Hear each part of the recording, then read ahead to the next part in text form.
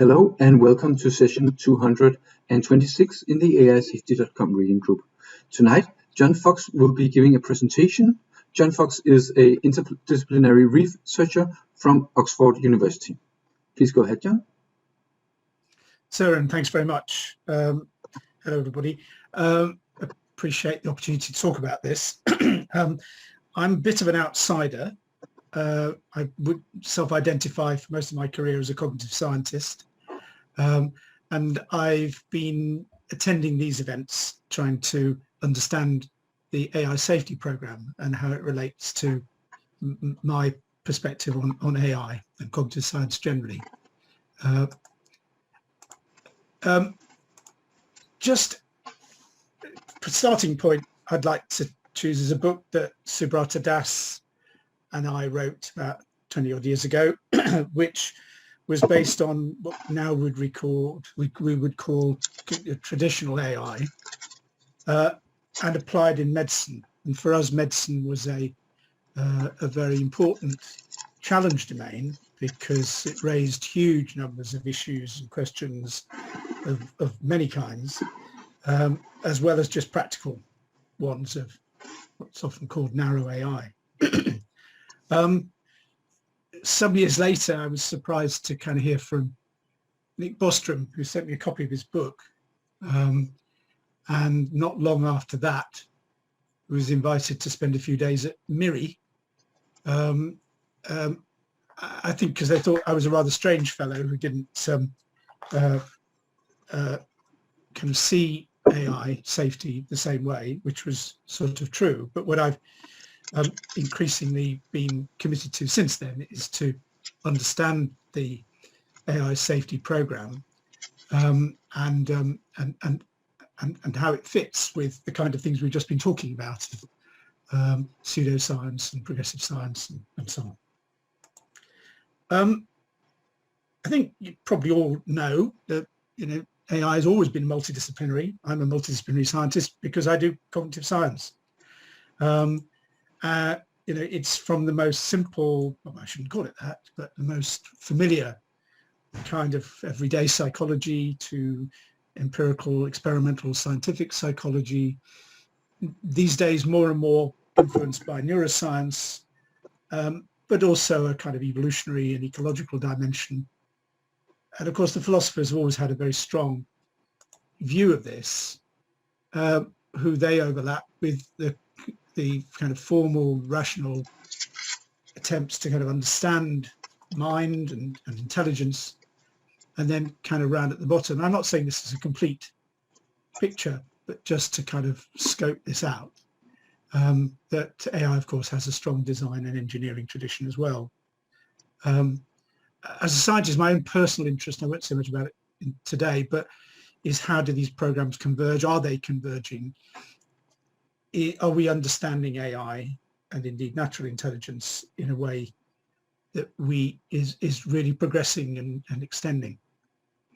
So I'm going to try to use that lens to sort of talk a bit about AI safety, while again being very careful. I'm keen to try to support a conversation between the communities, not to sort of say this is a correct way of approaching things.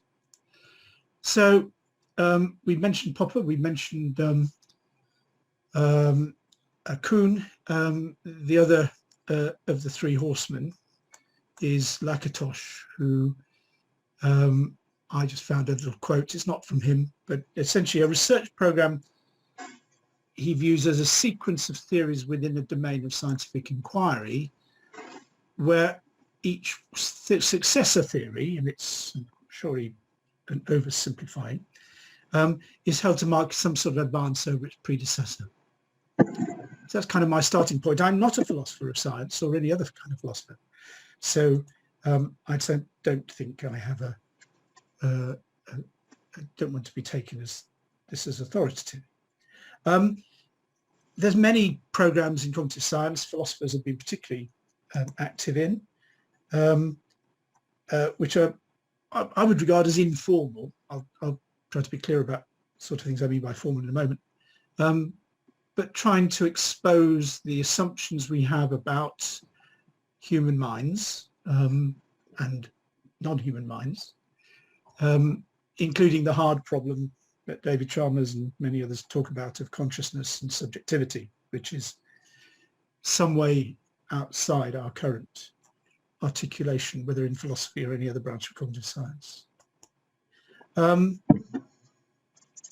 I've always thought, and this preparing this talk has kind of made me try to be clear about this, that cognitive science aims to be progressive, that it's grounded in the real world. It is incremental in the Lakatos sense. Perhaps you could call it ideological, but my interest has always been in benevolent AI, though I worry increasingly about malignant AIs. But the thing that has excited me as a scientist for almost 50 years is that trying to seek a theory that is convergent, or not necessarily only one theory. And what I've tried to kind of understand in attending these events is whether the AI safety program has analogous aspirations. And what I've heard both here and many other places is the importance that's attached to whether the AI is in some sense humanly aligned, it's humanly acceptable, transparent, predictable and controllable. I don't know whether the community would regard these as key themes or a complete set of themes, but that's what I've understood so far. And a lot of the discussion is increasingly over the last few years, debate perhaps, is being expressed through a series of books. And this is just a few of the ones I've read recently, from Stuart Russell's book to Gary Marcus and Ernest, the book of Rebooting AI, and Mike Waldridge's book on Red Conscious Machines, most recently Brian Cantrell-Smith, and they're all kind of addressing the AI safety program either as a computer scientists, which are Stuart and Mike Waldridge, and Ernest Davis, with Gary Marcus and Brian Cantrell-Smith with a stronger psychological framework. And that's a very active and ongoing set of publications, which I'm sure there's going to be more of. I said my particular interest is in whether the cognitive sciences are converging, and I like to view these sciences in terms of sort of three rough groupings: the experimental sciences, observation, interpretation, hypothesis and test, but also more that's typically psychology and neuroscience, but rational sort of foundations, the mathematicians of many stripes, logicians, formally minded computer scientists, and people trying to build, kind of apply the theories that come out of those perspectives in practical applications. And again, it is a series of books that I'm familiar with over a longer period, from which are all in different ways of trying to say, how can we bring these three methodologies together in some sort of unified framework. Alan Newell's book of Newell and Simon fame was published in 1990, had a particular, very computational but psychologically well-informed attempt to bring the ideas together at the time. There's one book, I haven't seen anything like it since, with Paul Cohen on trying to apply experimental methods to AI. Ernie Davis, as we heard about a couple of weeks ago, very much more formal, trying to understand common sense reasoning, common sense knowledge, and also huge amounts of work in the neuropsychology and neuroscience generally on trying to understand the anatomical and functional structure of the brain and its expression in mental processes. So I hope that's a kind of, I'm sure it's deeply unfair both to the people I've quoted and many others who I haven't. But it's an attempt to say, to give a sense of what informs my thinking, and do pick me up on things that you think are mistaken or naive later. I want to talk about the real world now, which is, we've already had mentioned. I thought Ashish's comment earlier that the thing about science is it's the thing that keeps you honest.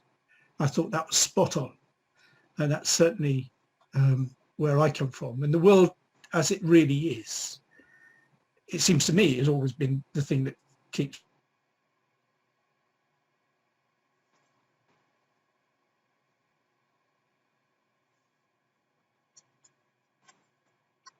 Did I lose connection?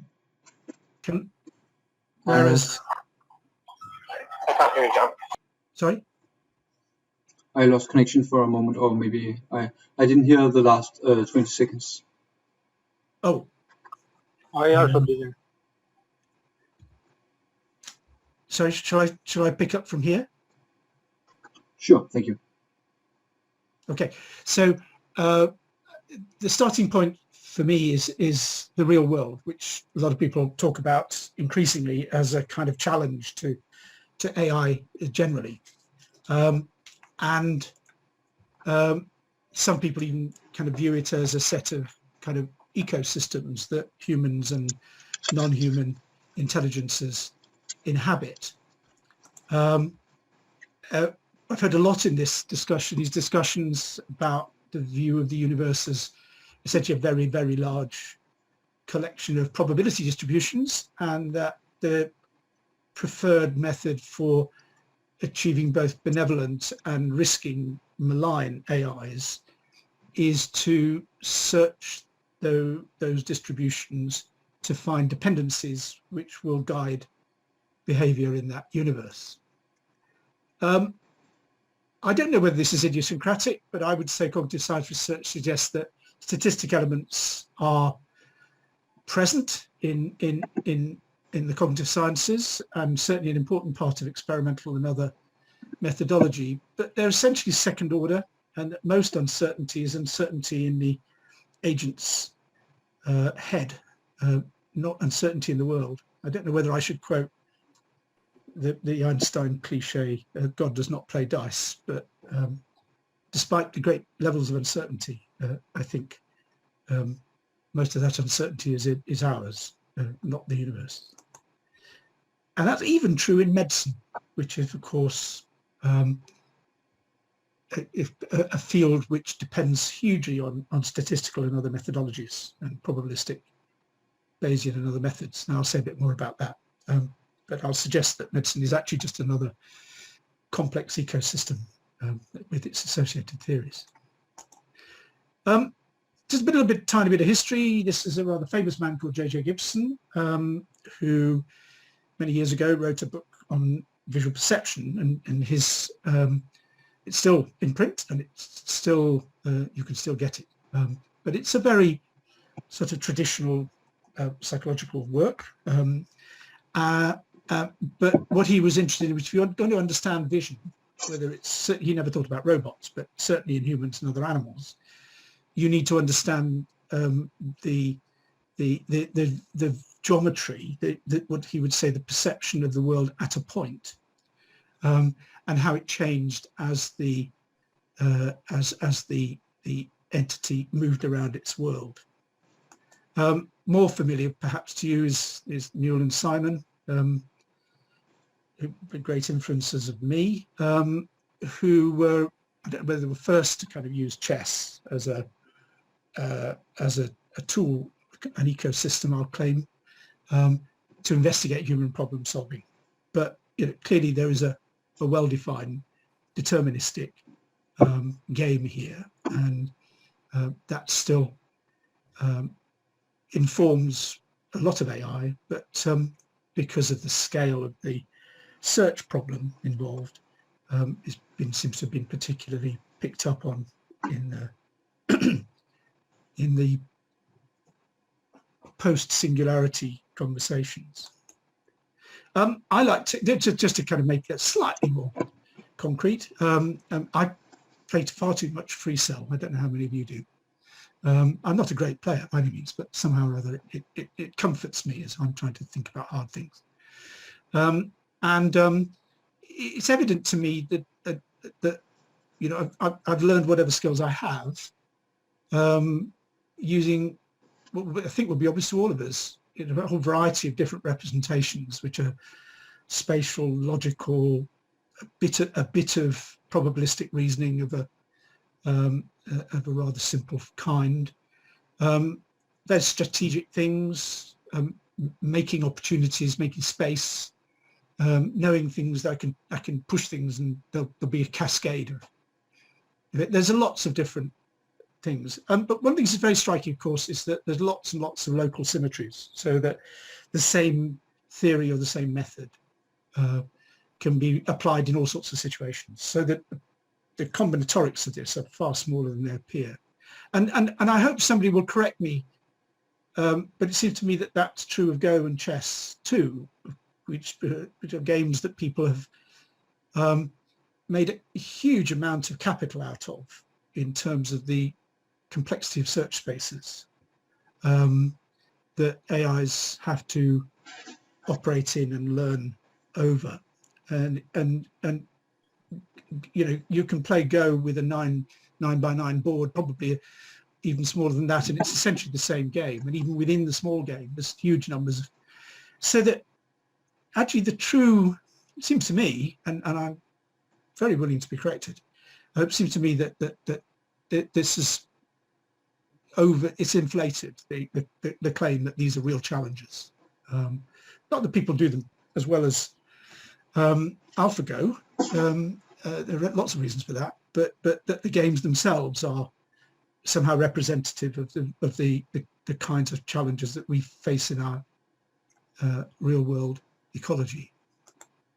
The most recent book I've mentioned is by Brian Cantwell-Smith, Reckoning and Judgment, The Promise of AI, and he essentially has the same intuition that I have, which is that human decision-making, reasoning, all the other cognitive skills we have depend on many different kinds of representations, many different little theories, and this is actually, although clearly a very unpopular, may not be the right word, but not widely accepted in the AI safety community, excuse me, this is actually a better solution than just blind search for learning statistical dependencies and applying those to kind of compute expected value. I think I would stick my neck out and say that not only is that basically true, but that effect will increase with the scale and heterogeneity of the ecology. So as we try to throw AIs, the things which humans do at a complex like medicine, we'll find that the effect gets bigger. So let's say a little bit about medicine.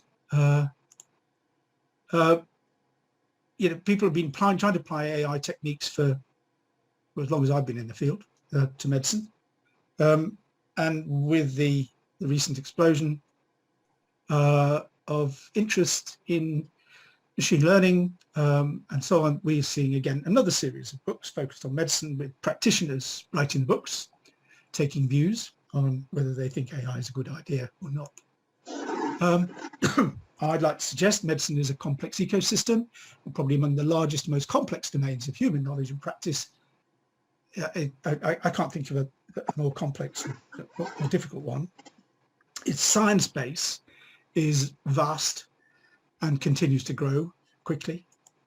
And again, as with the silly example of Free Cell, it's informed, the practice of medicine is informed by lots of kind of theories about causality and statistical dependencies, structure, geometry, anatomy, time, biochemistry. I mean, that list will go on a long way, and human doctors carry a large amount of that information in their heads. These are representations which do good work in different situations. Uncertainty pervades medicine in every way you can think of. But it's not kind of uncertainty really in the world. The real world knows what it's doing fairly deterministically. The uncertainty is in our heads, epistemic uncertainty. So just very quickly, bit of history, AI in the clinic. The first person who applied Bayesian methods was a man called Tim de Dombel, a cardiovascular surgeon in UK, who wrote a paper in 1972 after he built a little Bayesian diagnosis system and made himself very unpopular with his colleagues because he showed that this, what he used to dismissively call idiot Bayes, could outperform even the most experienced and senior doctors in the specialty. Tim helped us. We built another system also for diagnosis, just a single task. What's wrong with this person? And again, another Bayesian system, and which the doctor had the computer in front of her, and she could look at the screen on the right, which has information. She talked to the patient, collected information, put it into the computer, and it updated the probabilities in the left here, bottom left, of the only five decision options.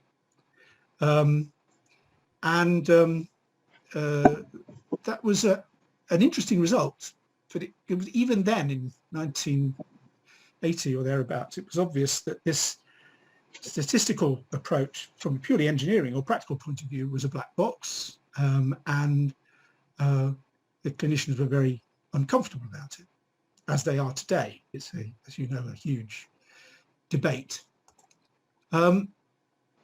Picking up a quote from Stuart Russell, he makes the remark, a machine viewed as a black box might as well have arrived from outer space. Our chances of controlling a superintelligent entity from outer space are roughly zero. I mean, that might be true of a superintelligent entity. I suspect he's absolutely right. Though I think our doctors, in fact, had even though they didn't really, had no probabilistic training, they did have a reasonably sensible, intuitive sense of what the numbers meant in a very simplistic way. And so he makes the argument that many are making, that creating AI systems that guarantee we won't understand them are not a good idea. And I'm sure everybody here, is familiar with this concern. What it did, though, was lead us to kind of move on and say, well, can we build AIs that are more human-like? And I'm going to jump forward about 20 years or more. And this is a view of what's called a multidisciplinary team at the Royal Free Hospital in London, who look after all the patients with breast cancer or suspected breast cancer. It's a major hospital. You can see a lot of people. There are oncologists, surgeons, radiologists, pathologists, nursing staff, and others, all with specialist knowledge, different pieces of the cancer and breast cancer ecosystem, and they kind of come together in order to kind of decide what interventions they think should be offered to their patients. I probably can't really see this, but what this is just a view of for a particular patient, a summary of the data that we have about that patient, which has been collected before the meeting. And then it applies I would claim is a human-like cognitive agent model to make a set of suggestions. For each of those suggestions, what should be done, whether it's chemotherapy or genetic assessment or a variety of things. there are many others. The system knows about 250 different variables that potentially can be relevant. And then on the basis of the information, which is less than that, much less than that, about a particular patient, it will then give some recommendations to do together with the arguments for and against, and link back into the body of knowledge that supports the reasoning. So I'll just briefly, I'll give some more evidence that this approach was quite successful, but despite that being a fairly major centre for breast cancer, the application, I didn't make it clear, that was projected on the front of the multidisciplinary meeting room. There were the team made recommendations about 93% compliant with national guidelines in the UK, and the machine made about 97%. So it's a small but important improvement. A separate piece of work with somebody called Peter Hammond, we looked at clinical safety and how do people describe their strategies for managing safety within breast cancer and indeed many other cancers. And there's basically a lot of little mini theories or skills. You know, that what people do is they prevent things. They try to prevent things that are known are likely to happen. They optimize the actions, the sequence of actions they take. They monitor the patient, and so on. These very simple rules, but actually probably, I'm not sure whether, stop mumbling. I'm not sure, literally not sure, whether their performance can be improved on by other methods, because there isn't actually that much uncertainty in the practice.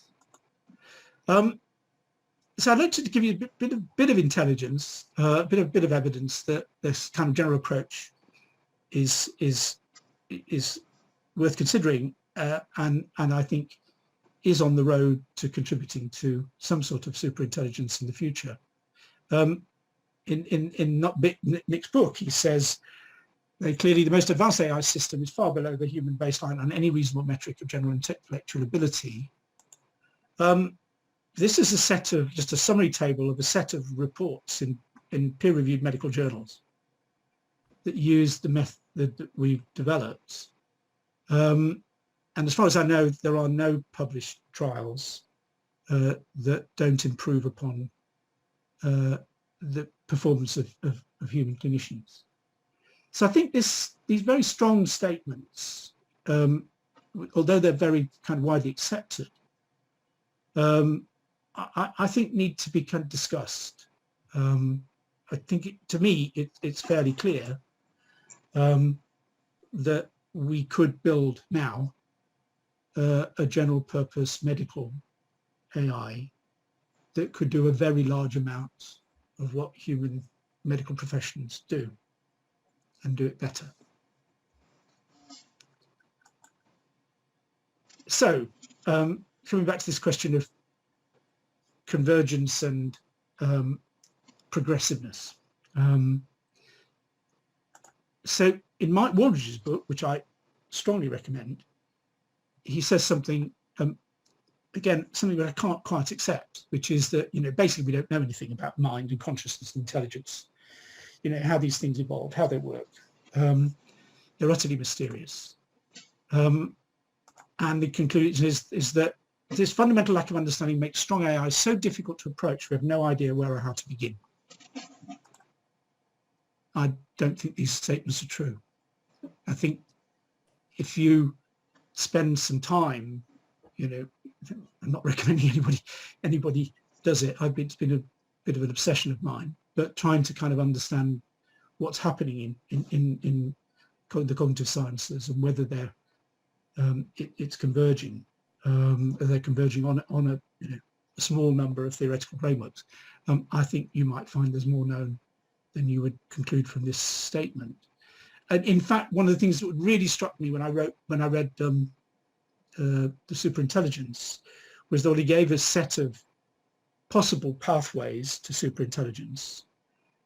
he didn't have the example of somebody will come up with a theory.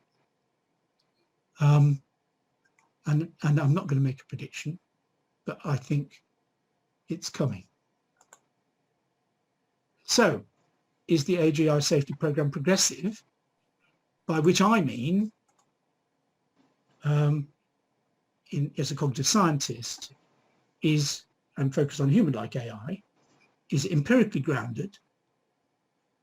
As was said earlier, is it keeping us honest? Are we in the real world?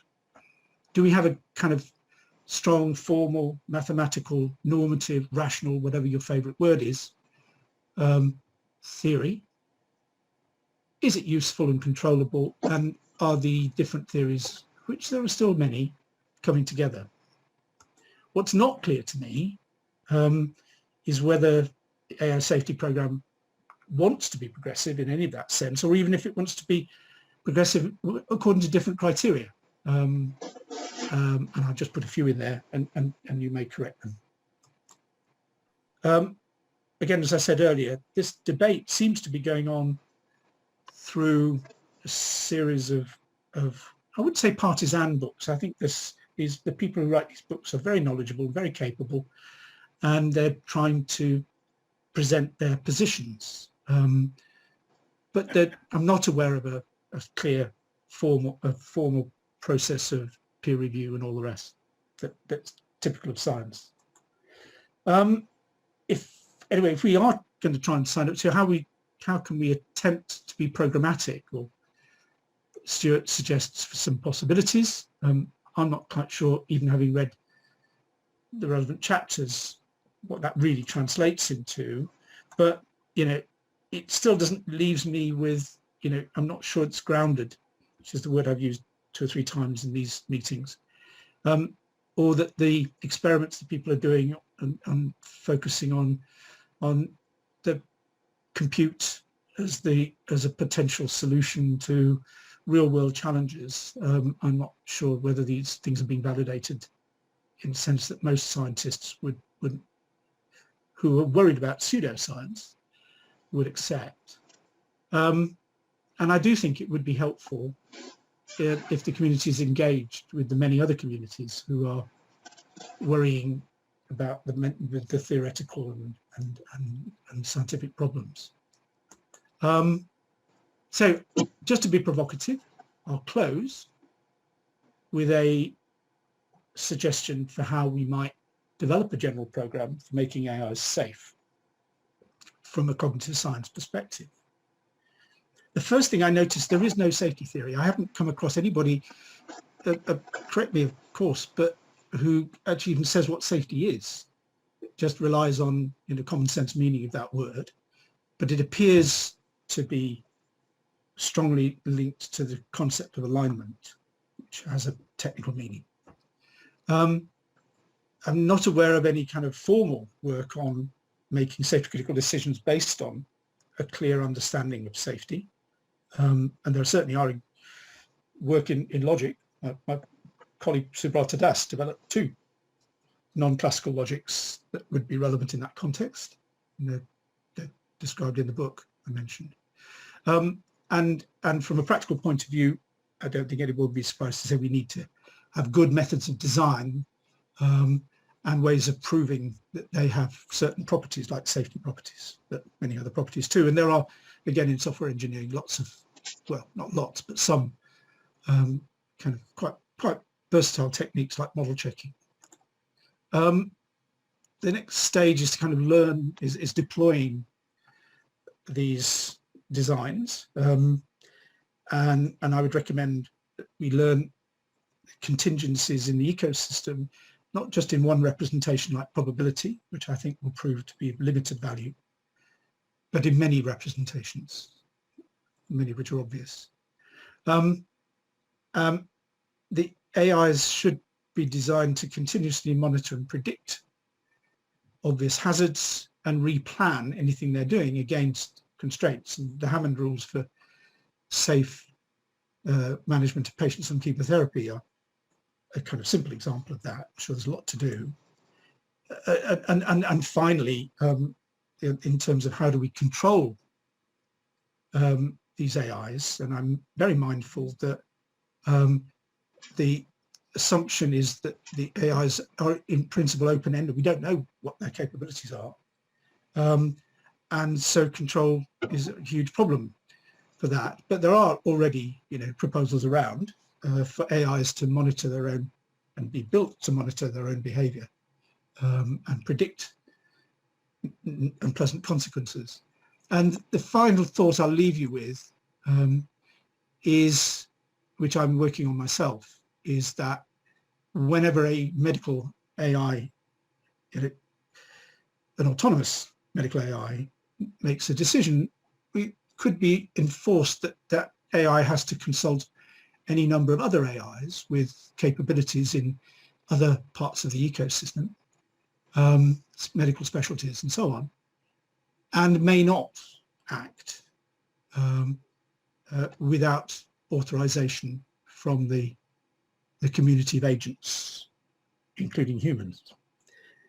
So I'm not sure whether you will find that satisfactory, but I hope it's a point of discussion. Thanks very much. Thank you very much, John. So there were a number of questions posted in the chat, and I think if I wrote down correctly, now I can't find, I think it was Ashish who had the first question.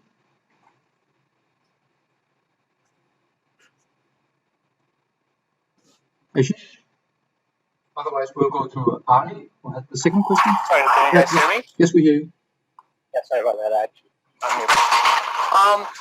So I was interested when you said that you foresee black box approaches as being not as applicable the more complex the domain grows. And for Ashish, I'm sorry, there was a bit of background. Could you repeat the introduction?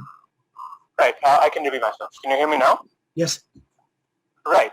I was interested when you said that you believe that white box approaches that are pretty much designed by humans would be superior to black box approaches to AI, where you just have a model and a bunch of numbers and the AI gives you what you want.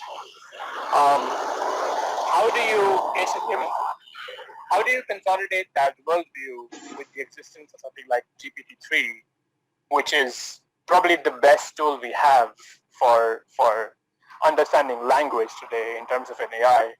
And it was basically made by, you took a model, you gave it all of the internet, and it gave you the ability to predict the next words in a good sentence. Yeah, I think that the all sorts of kind of issues around what I said I can see, and we're not going to kind of cover them all today, but that you use the word GPT-3 understands language. I don't think that's a commonly accepted. Being able to predict the next word is a technical trick. Being able to have a wide-ranging conversation is what most people, I thought, in computational linguistics would expect as a minimum. So being able to predict or to get something that's calibrated for one specific skill, let's call it that, very well calibrated, seems to me is a long way from being an AGI.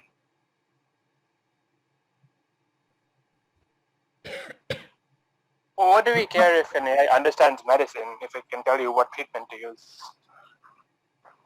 I'm sorry, if it can tell you what treatment to use, do you think that's understanding medicine?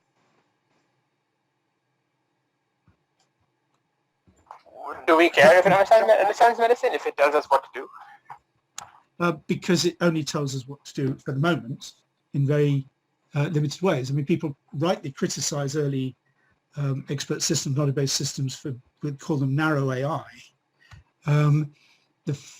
My suggestion that for the wide range of routine things that human doctors and nurses and other people have to do is a considerably significant level of generality of expertise, but it's hardly scratching the surface of what doctors actually do, and we have still a long way to go.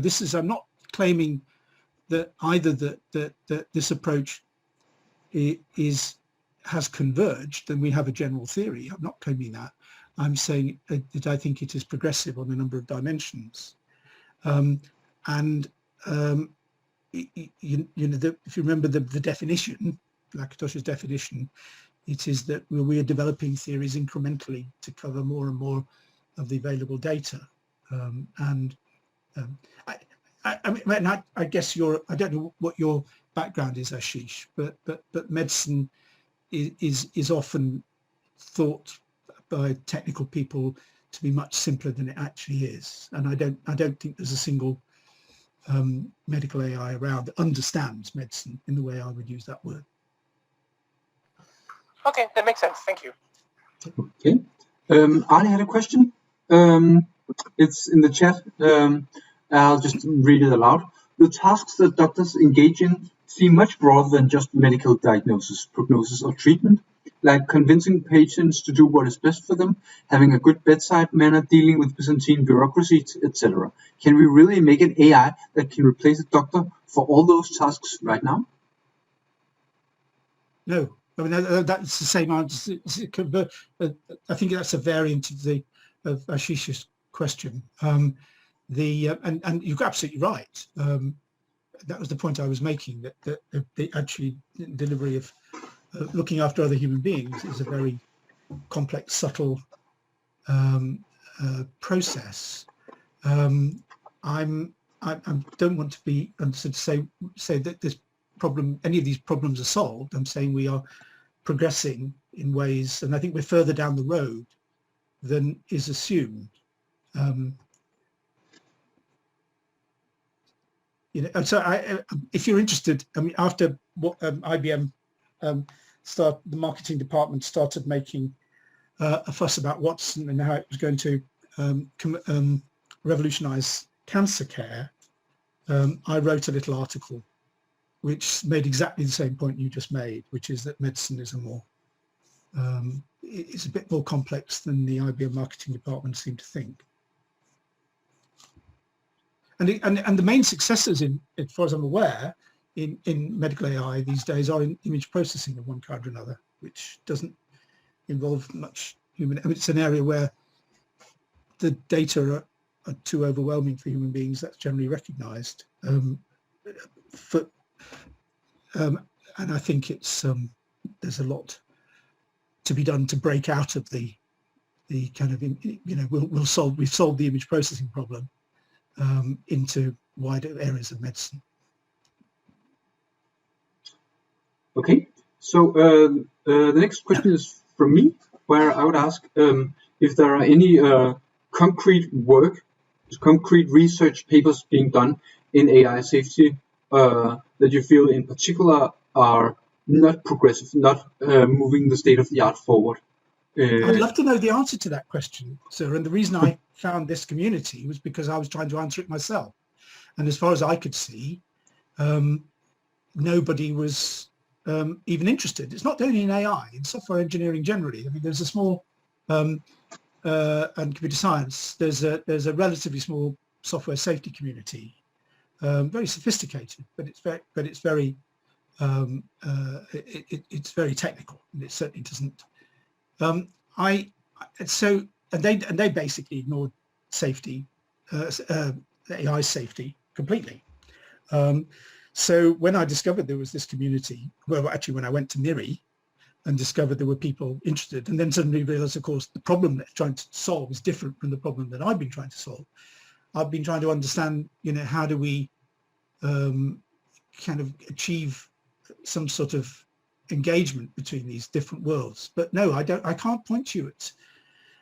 I think if we did the proper literature search, we'd find a few, but I'm not aware of anything very substantial since Subrata and I wrote the book in 2000. Okay, Jack, you had a question? Yeah. So I've got a couple, but I guess the first one that I'll ask is just kind of as a broad summary of the talk you gave, or I guess I'd like to present like just a brief summary of what you said and see if that seems to line up with what you're trying to say. Fascinating. Yes, please. Okay, so what it seems, what I got from your talk is that it seems like AI safety is, or the ideas that rest behind AI safety is not a very formal or scientific field as a whole, and it's not resting on the kinds of principles that will let actual scientific progress get made. And that's it doesn't seem like you're not concerned about maybe having malignant AIs, but it seems like you're concerned with the way we're going about trying to prevent bad outcomes. Well, I'm just asking a simple question. I'm new to your field, and I've done my best to kind of understand some of the emergent themes and what people are committed to. There's lots and lots I still don't know.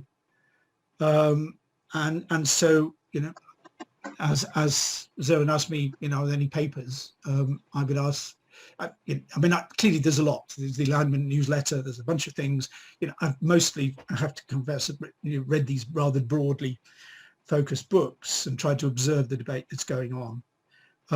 But I do absolutely accept that the kind of safety, you know, post-singularity, if that's a commonly used phrase, AI safety that you're concerned with is different from the kinds of things that I've been concerned with, you know, for many years. And I'm trying to find if there's a way that we can, you know, cooperate, and whether the participants, I mean, I thought Zoran's introduction about pseudoscience was right. The participants in this community, do they share you know, the kind of criteria that I would suggest for a progressive research program, or different ones? So that could be my next question. Could you share your slides one more time and go back to the particular slide where we're talking about some criteria for whether AI safety or whether a science is a progressive science or not? Because it might be worth digging at least a little into these to see whether we can say something about this. So I think there's a few slides further in. So that was my attempt to summarize this personal view, you know, what I think is progressive AI research. And then I put up a few things which criteria that the AI safety community might also consider relevant in judging their progress. Okay, so PRG, that's a progressive research program. Progressive research program. Yes, I'm sorry.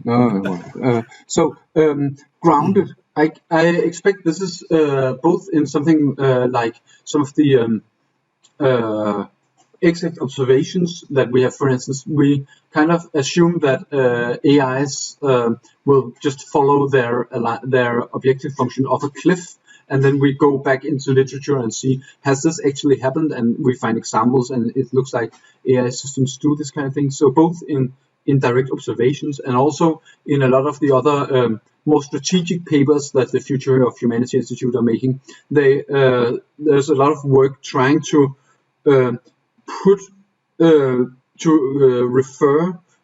refer back to existing work on principal agent problems and things like that. So okay, well, I'll be glad of some guidance on what to read there. What I realise now when I use the word grounded, I was overloading the word here. Partly was it empirically grounded, which you've just said. Some of the work is empirical, but really the stronger thing I had in mind is this idea: is it grounded in the real world as an ecosystem that the agent, whether human or non-human, exists in, and to my mind there's very little grounding of that kind. So I think that would be my next question. Eco-complete. So could you explain what is, I guess, ecosystem? Oh, well, you're entitled to criticize me. I was just trying to find a snappy word. What I mean is, if you want to build an AI system that is capable of either supporting humans in a particular medical domain, such as cancer, or operating autonomously, have you built an agent that actually has the sufficient knowledge to cope with all the issues, objectives, outcomes in that ecology? Now, a specialty in medicine is not a very big, in human terms, is not a very big domain.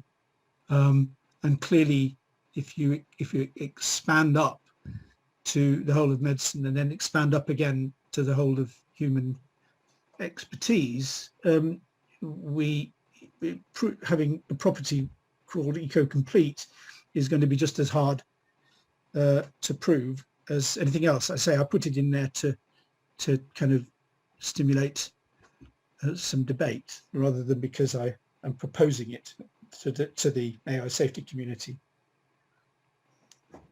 Fair enough. So when I think about ecosystems in AI safety, I think about something like, for instance, an AGI might be created by the military, and in that case, there will be some stakeholders who are generals, or it might be created by Google, and then it might be doing something else. Is that the kind of thing you're talking about on?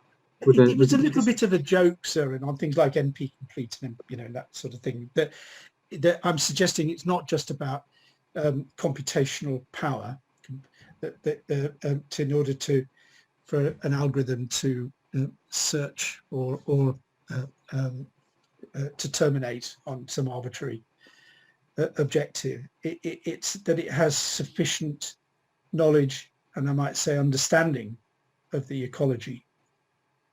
And compute power is not the only thing to consider there. It's content. Okay. Could we just quickly go over the next two: aligned, compatible, and controllable? Is AI safety a progressive research program in that? I think it's pretty clear that we're striving for figuring out how to make AI aligned and controllable.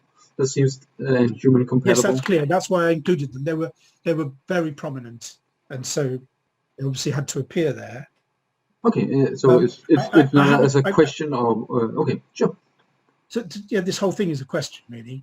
I would say that I'm still struggling a little bit aligned, but with the word aligned, and I may not have understood it, but it does seem to be, in some sense, I mean, as in Stuart Russell's case, the AI's preferences are aligned with human preferences, and I find that very surprising. I mean, if human cognition isn't like that, we don't have a whole set of preferences that then some AI can observe us and learn, and then, but I may not have fully understood his point. Okay, there is a new question, and I haven't followed along in the chat, so let me just see whose turn it is, and that would be Ali by principles for the field. Do you mean principles like Bellman optimality or the principle of least action or Occam's razor? Are principles in control system physics and science respectively? Well, disciplines have different criteria, and the ones you've described are not particularly familiar to me. They obviously come from some of the physical sciences and mathematical models, I suppose. Again, this is a question. I'm not trying to tell you what your criteria should be. I'm just trying to understand what they are and what the community would take to be a basis for judging progress. Okay. Chris has a question. What does convergence mean in a progressive research program and AI safety? So I guess we are back here at the same slide. Convergent question So mark. what I mean by convergence in the top bit, and maybe cognitive sciences generally, is there are probably hundreds of thousands of active, that might be over large number, but active cognitive scientists around the world. Hundreds at least, and maybe thousands of different theoretical sort of perspectives. And we always have to ask ourselves the question, are all those things in any way coming together so that we, as they appear to have done in physics and chemistry and many other kind of hardcore sciences. And so if there are many different approaches to AI safety, and maybe there are only a couple, I don't know, then one again asks, well, are they, in Lakatosha's sense, is each new theory better than the last, or combining the strengths of more than one perspective, as has happened in classical sciences? Yeah, I think that makes sense. I'm slightly confused because often convergence often crops up in the context of convergence of AI values, motivations, and human values and motivations, but that's not what. In other words, in the context of alignment, which is not what you meant at that particular point. Yeah. It's like all these unifications that we've achieved in the various sciences. Okay, I think the next question is for Liam. And Liam, my video is acting really strange when you use this raise hand functionality. I don't really know why, but it starts flickering. So I think it's better if people write in the chat that they have a question rather than raise the hand. Anyway, Liam, go ahead. Yep. It's not really a question, it's more of a comment, but in terms of trying to find convergence within scientific fields, I feel like one of the problems there is in terms of data, that that the reason why in the 16 and 1700s you could have an enormous boom in the physical sciences or the natural sciences is because the data is pretty, especially in physics, the data is pretty limited. They're very, very simple systems that you can look at and experiment with, and they're more or less self-contained. Whereas in terms of something like cognitive science, like we're looking at the spectrum of humanity, it seems awfully difficult to have the same kind of limits around the data, like even the question of like what counts and what doesn't count. Whereas within at least within Newtonian mechanics, that's like a very simple question of like where is the limits of what you're looking at. So I feel like in terms of things, it could be a mistake to want convergence within the social sciences prior to having the sort of the large amounts of data that justify a broad scale hypothesis or theory of the human, so to speak. Well, that's just my intuition of the state of affairs. I suppose data for me is the same as what Søren, I think, used the word observations. And as you say, when Newton and many other sort of early physicists were doing their observations on light and prisms and all the rest, I've forgotten all my high school physics. They had the advantage, not only there wasn't much data, but also it was highly reliable. There wasn't much uncertainty in the results. Maybe it was harder than I imagined at this distance. But with the big data revolution,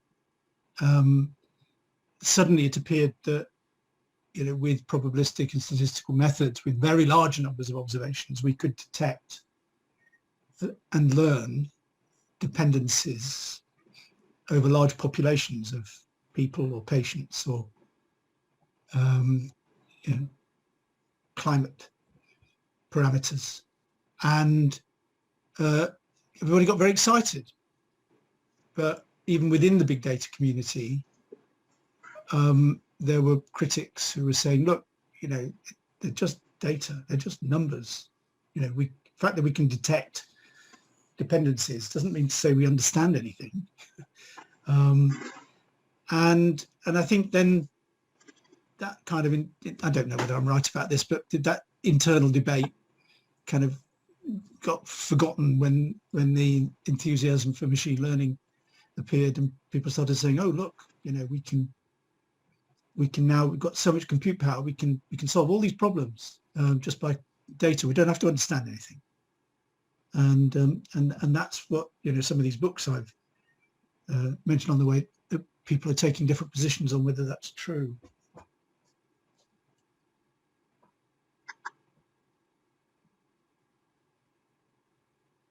Okay. I think, can I do a follow-up? Is that okay? Sure. Within cognitive science, in terms of research that's going on, is there much research done in terms of communities or cultures which are very, very different from the West? So I don't mean very different in terms of Vietnam. I mean like extraordinarily different in terms of Greenlanders or Indigenous Australians or something like that. I honestly don't know, Liam. And that's my shortcoming. I think science until the recent anti-science movement got going, was Western science was where it is because it seemed to be the one that delivers. But I think that's also a rather self-serving view of Western scientists. And one way it's obvious that, is that we can't make overstrong statements about that, or at least I can't. It is because we don't read Chinese, and we don't read Vietnamese, and we don't read lots of other things. So there may be lots of things going on that we just don't know about. A friend of mine who's a chemist, an organic chemist, spent half his year in Beijing, no, in China, and it's absolutely clear that the Chinese are using Western science from top to bottom, and the competition is political. I didn't mean in terms of methodology. I meant in terms of in trying to construct a framework of what the human mind is. I see. In terms of studying groups that, because there's right. I see. Sorry, you did say cultural, yeah. Well, I mean, I go back to saying I don't know the answer. Thanks. Fair enough. And then Jack, and then after Jack, Ali. Awesome. So Could you speak up a bit, or maybe? Yeah, is that better? Yeah, that's better. Okay. So you mentioned earlier that you were trying to think about ways to maybe see if these two different views of AI can sort of cooperate. And I think that's a pretty good thing and a pretty great reason to have a talk like this. I'm also pretty new to this entire field. I've only been studying this whole thing for, I don't know, maybe 4 months or so. But one thing I do know is when you talked earlier in your presentation about how black boxes are not really suitable for relying on or for giving lots of responsibility to. I know that That's one thing that I hesitate to say both of our communities agree upon. And I know that at least the AI alignment community has sort of empirical research going on in this area, and it's called interpretability research, where the explicit goal is to take things that are black boxes and make it apparent either what the process of reasoning is or what the examples being used to generate outcomes are, but to make the process much more transparent in what's going on. And I feel like when you look at some of the recent developments, you can see that there is a pretty clearly empirical trend in figuring out exactly how to gauge whether or not a prediction is trustworthy, or figuring out certain kinds of reasoning from a model which might only have statistical correlations to go by. That just sort of seemed like a common point that I thought it would be worth emphasizing. Oh, sorry, I've obviously missed something key. I'm very interested in this conversation, but I'm also very conscious that I don't know very much about, what the AI safety community values, and there will be lots of different views. I've looked at a number of YouTube videos by Jon Polsky and Yudkinski, and as well as all the other AI heroes, or MIRI heroes, but I'm still not sure just how many different perspectives there are. Berkeley is obviously very influential. I think there are some people in Oxford who are very well regarded as well, with different perspectives. Sorry, I'm going on. I only know my side of it, the cognitive science side, well. I don't. I would need to work with other people if we wanted to kind of take this further. Absolutely, and that makes sense. And I wasn't necessarily saying that I was expecting you to know all those sorts of things. Okay. I mean, I barely know them myself. I was sort of just trying to say that some of these things, which it seemed like you hadn't seen, I'm just saying they do actually exist and they are out there. Mm-hmm. That's all I was trying to say. Okay, no, thank you. That's great.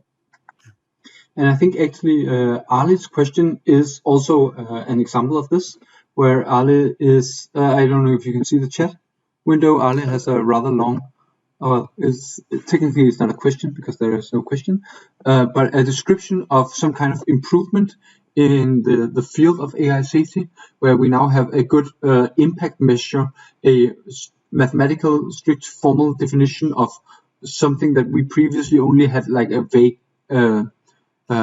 description of, and certainly no good formal description of. And Ali cites this as an example of something that is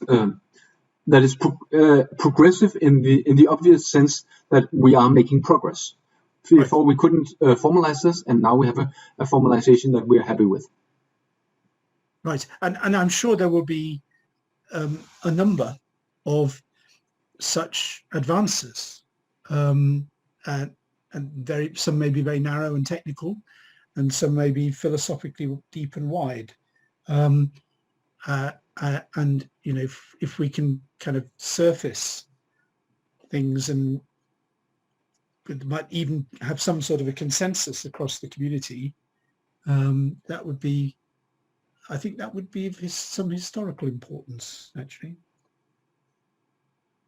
Okay, I also have a question, but I should also say that we are at the 1.5 hour mark now. So that means that, of course, John, if you need to leave, or if you're tired or anything like that, then please feel free to, then we'll just say thank you. Thank you. Otherwise, I think there might be more questions. And I'm happy to say thank you all for the interest you've taken, and look forward to. Oh, and if anybody wants copied the slides, you can presumably post them in some way. Sure, if you can just share them somehow. So if I can have another question, and that's that was what you said, right? That you had time for more questions. Yeah. Okay. So let me try to find the place where our opinions probably are, or perhaps are closer to each other. So a problem with medical AI is de-skilling, in that if you get some AI that is reasonably good at some medical task, then eventually you're going to have a situation where people, as the people with the experience before, they lose the ability to perform some of the tasks. That's you agree? This is like Absolutely. a problem that can happen. And it's one of the motivations for this kind of human-like AI approach that has always been behind my research. It is that if it's transparent and intelligible in human terms, and potentially can even tutor users in human terms, then there may be a strategy in there for reducing de-skilling risks. And I think we agree on this, and I think the main or part of the AI safety issue is that this is something that it appears with things like GPT-3, like this is something that could easily happen, that we could get AIs that are productive and able to do things that previously humans could also do, but that are also not able to tutor us, that are not GPT-3 is basically a black box. And if we see this now, if it's just like a small part of radiology that is automated, done by AIs, then the de-skilling might not be a big problem. But as we peer further ahead into the crystal ball, then it appears that more and more we will have a greater and greater de-skilling, and that seems extremely problematic on the medium long term. A possibly greater de-skilling. Mm-hmm. Mm-hmm. So that would be my guess at where you and me are closest. Do you agree that this is a conceivable problem on the medium long term? Well, I think it's more than conceivable. It will inevitably happen, and we've lots of kind of issues that are going to emerge that we haven't recognised yet. But de-skilling has happened with, well, it's certainly been discussed with countless other technologies, and most famously with pocket calculators. But I think, as far as I'm aware, in most of those cases, technical problems have technical fixes. But so I think even though kids at school have calculators and are allowed to use them in all sorts of ways, the curriculum has been evolved and changed in order to compensate for some of those de-skilling things. I'm not a teacher, so I don't really know whether I'm right about that. I would expect, as I kind of said in the MIRI interview, I think quite a lot of problems are soluble with well understood engineering or practical solutions. There's just going to be a lot more that we haven't anticipated.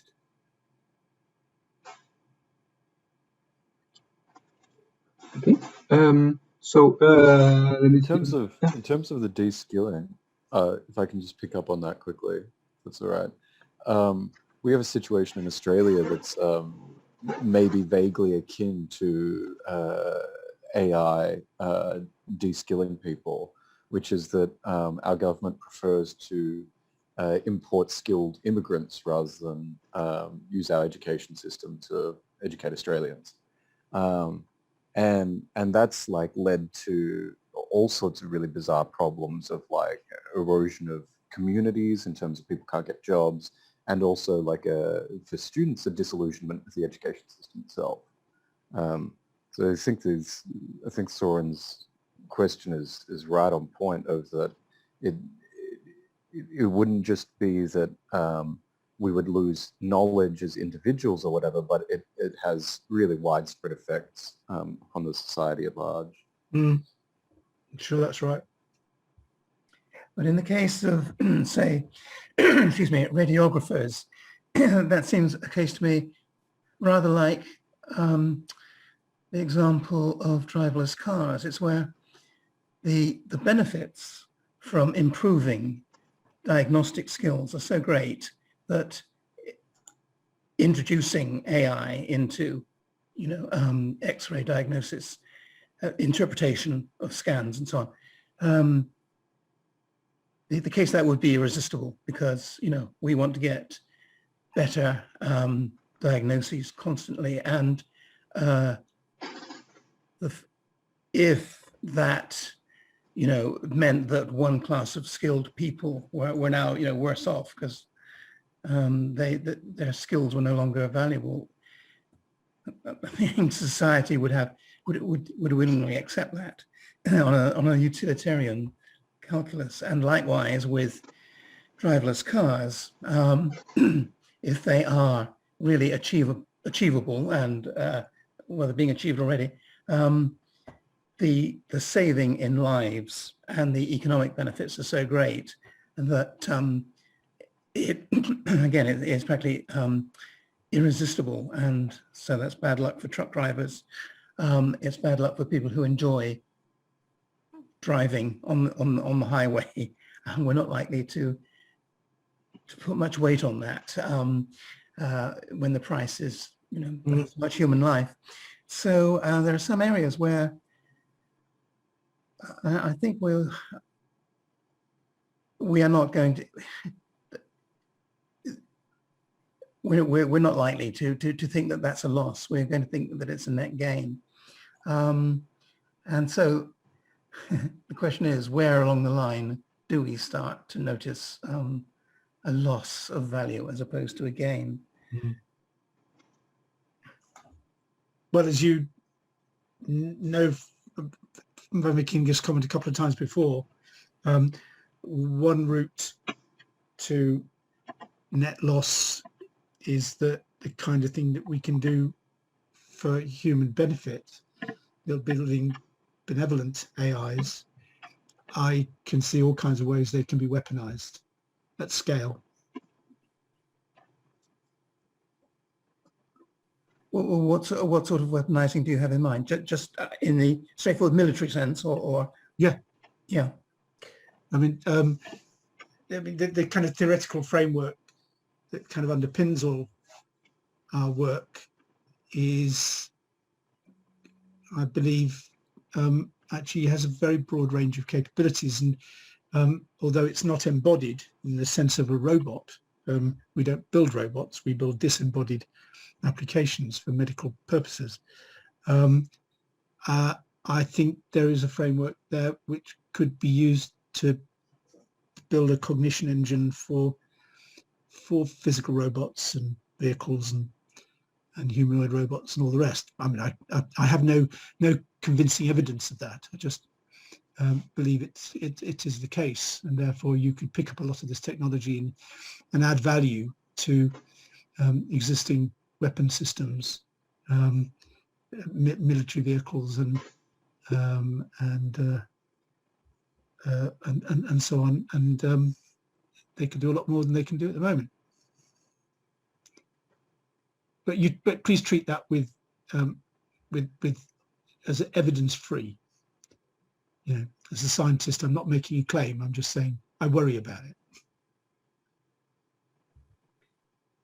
I guess I feel less worried if I think, whenever I can think of a clear ethical principle that can be laid down and that could be accepted internationally, then I would feel safer.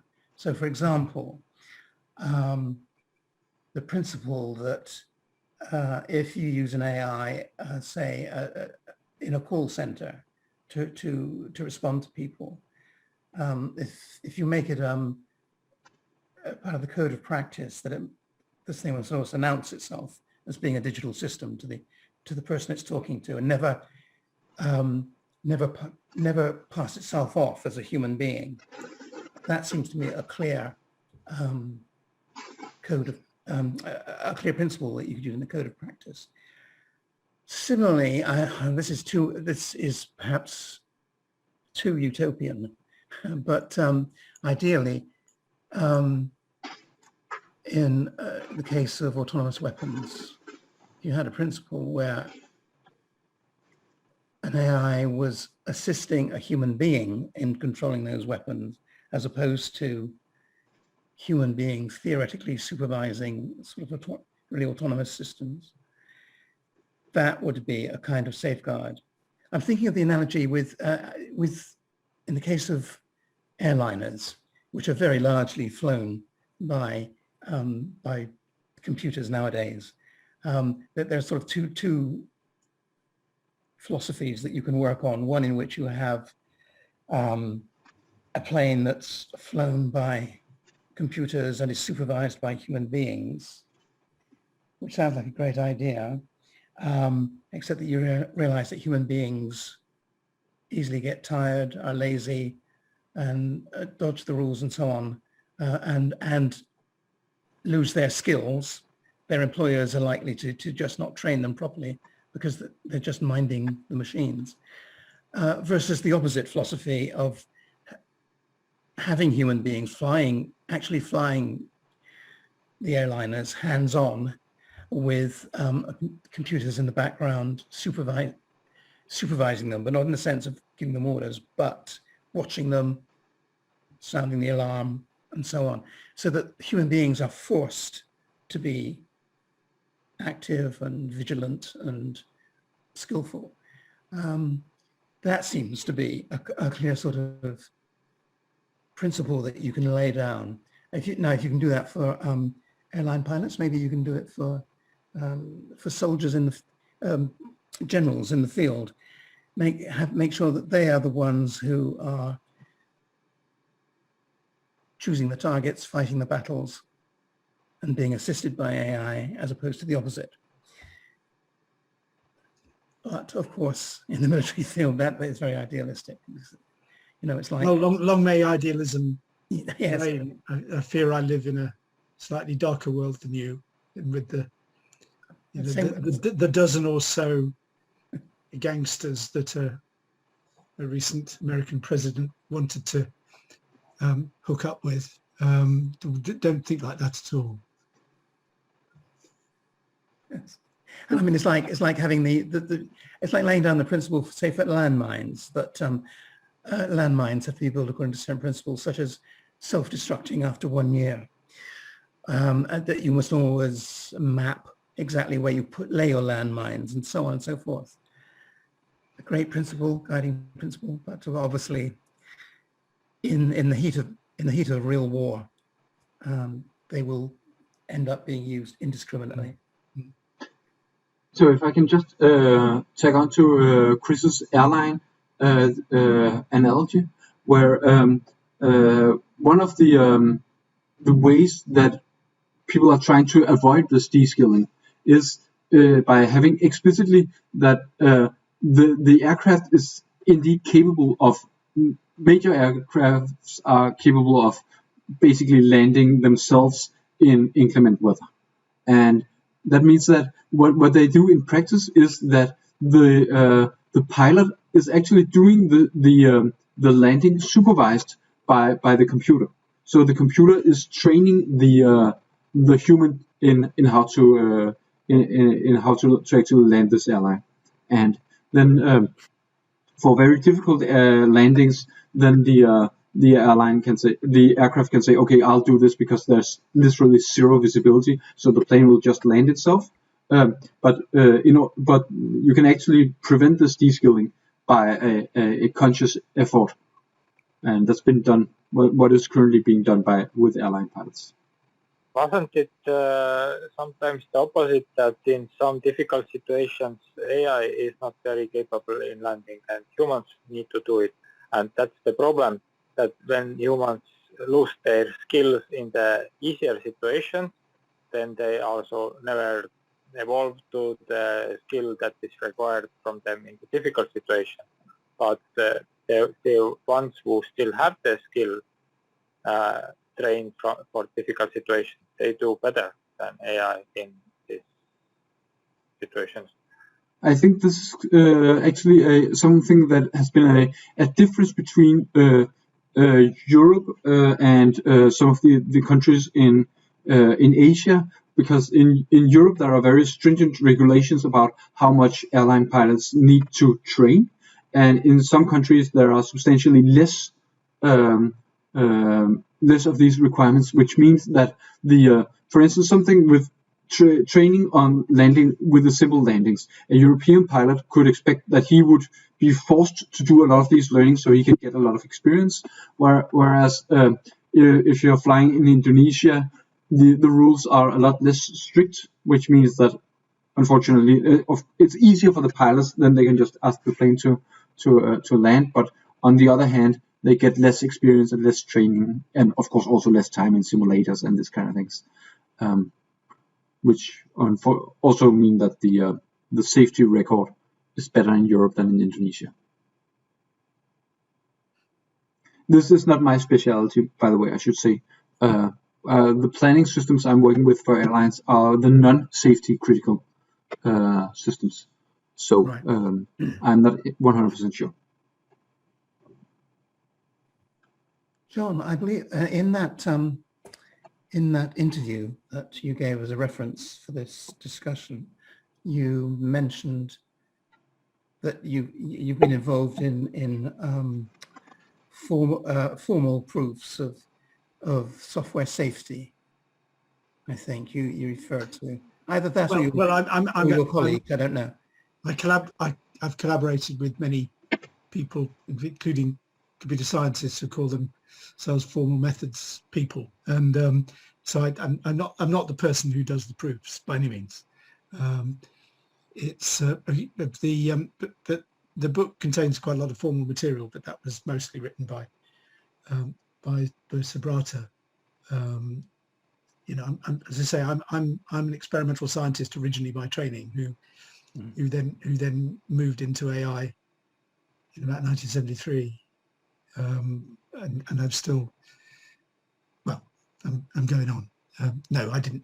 I'm interested. There is work that can be done. I've been very disappointed how little work that has been done since we kind of finished that line of work, that line of research. Well, there are people who sort of attempt formal proofs. There's massive amounts in the area of safety. I'm thinking of in AI specifically, and I don't quite really? know how much that is feasible or. Well, please point me at the things that you found, because I haven't, and I'm really interested. Oh, I'll see what I can turn up.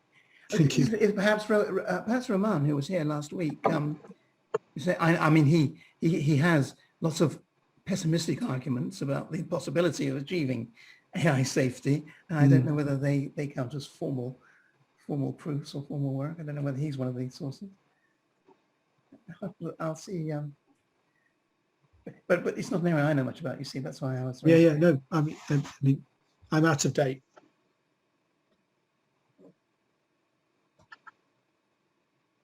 So you mentioned Imre Lagatos in the first part of your slides, and it seems one of his points is that he cares a lot about the demarcation problem between science and pseudoscience.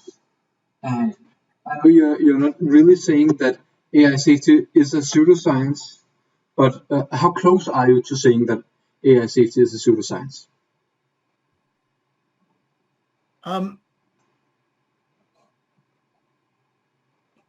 I will not take a position because I don't think I know enough about what all the people are doing. At this point, I get the impression that most of the people in the field don't regard the things that trouble me as very troubling. So I may simply be misguided.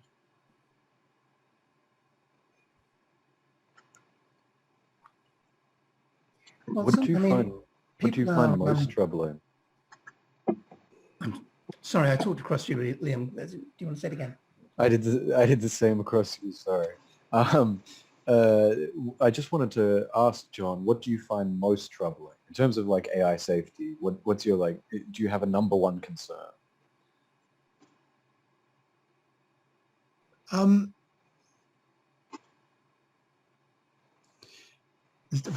mentally trying to kind of pick one out, and I think I end up saying that I'm not a philosopher of science.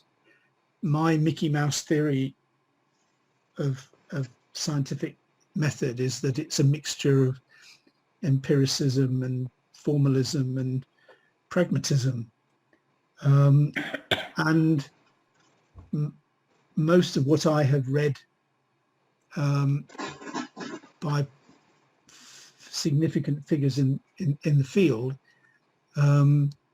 are very much narrower than that in their concerns. I think, but I'm going to try and wriggle off this hook, because the last thing I want to do is give the impression that I'm criticizing. At this point, I'm not criticizing. I'm trying to understand, what people think they're doing. And I thought that Zoran's introductory question about pseudoscience was really great, because it means, I assume, that nobody wants to be accused of doing pseudoscience. So I'm keen to see what the field strategy is to avoid it, because conventional science, I think, has got that down. That they know how to do that. It's not perfect, but and I don't think that I'm not aware of discussions of that kind within the AI safety world. In that interview, you drew an analogy with medicine, with drugs, medical drugs, specifically, and I suppose you were also thinking about other medical procedures, and you were saying that we accept that there's a duty of care by pharmaceutical companies and by all doctors and all medical practitioners of any kind. There's a duty of care and a necessity for them to be regulated externally. And you're saying that this should apply just in the same way not only in software in general, but also in AI products in general. Yeah, I think that's probably would be the answer to Liam. That putting my hat on as a practitioner in AI, that's the thing that worries me, is that people aren't having these discussions in conventional AI, and at some point it's going to get resolved, but most of the public debate around AI is not as kind of focused and practical as that. It's about general principles of whether you can make a machine as smart as people, or whether you can create a super intelligence by any of the means that have been proposed. So I think, Liam, that's my partial answer. That I worry, and nothing's changed as far as I can see since 2014. I worry that this isn't really on the research agenda for AI generally, AGI. I'm sure there's lots of essays and papers and so on and so forth, but I'm not.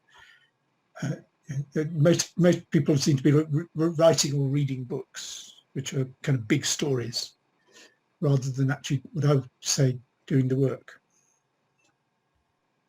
Was it last week we were saying that we need a few disasters of less than existential level to wake people up to the dangers of AI. Yeah. So Careful what you wish for. yeah, yeah, my thoughts exactly. So now we're at the 2-hour mark. So now I'll repeat, of course, that thank you for your answers, John. And I don't know if anyone have any final questions, but we've certainly appreciated the discussion. Well, thank you. Yes, I will slip away now, if I may. Wonderful. Oh yeah. Yes, thanks very much. And Thank you very much. I hadn't really realised until I read that the material you sent that we had quite such a heavyweight in our group. I mean, I'm sure we're lots of heavyweights in different ways, but I didn't know about your personal expertise. Can I make one final comment? A retired heavyweight might be better. Okay, guys. Liam, do you have a final comment? Or? Yeah, I do. If that's okay. In terms of like the melding between cognitive science and AI, where like we're basically assuming that AI is going to like have massive influence on individuals and groups' lives and stuff, and so we want to have some idea in terms of alignment. We want to have some idea of how to negotiate that in a positive way, right? At least not negative. And part of my concern with studies like cognitive science is asking the question, effectively, what is the human? That if we're not taking into account groups that are not Western, these cultural groups that are not Western, and how they think, what their preferences, so to speak, if that's a real thing, are, then we're effectively going to be creating AI that prejudices one way of living significantly over others. I think that's one of my greatest fears going forward in the field. I understand. Do you think there's much hope that cognitive science will take into account? I mean, well, we're primates. We do what primates do, and that doesn't matter really which particular culture, whatever we come from. Primates have a repertoire of behaviors and activities, and we develop various kinds of institutions to manage them. And I think most of the guidance, I'm not going to say that. I'm not qualified to say it. I just think there's lots of social scientists and anthropologists and psychologists, cross-cultural psychologists, and all sorts of people, who look at big questions. Whether there's any people who are cognitive scientists or AI people who look at these kind of cultural questions or not, I simply don't know. Okay. Thanks. Okay. Yeah. Thanks a lot. Bye. See you next week, where we will discuss chapter 3 of Roman Yampolsky's AI Safety Skepticism paper. Okay. Great. Thanks, everybody. See you next week. Bye. Thank you very much, Soren. Thanks, everyone. Bye.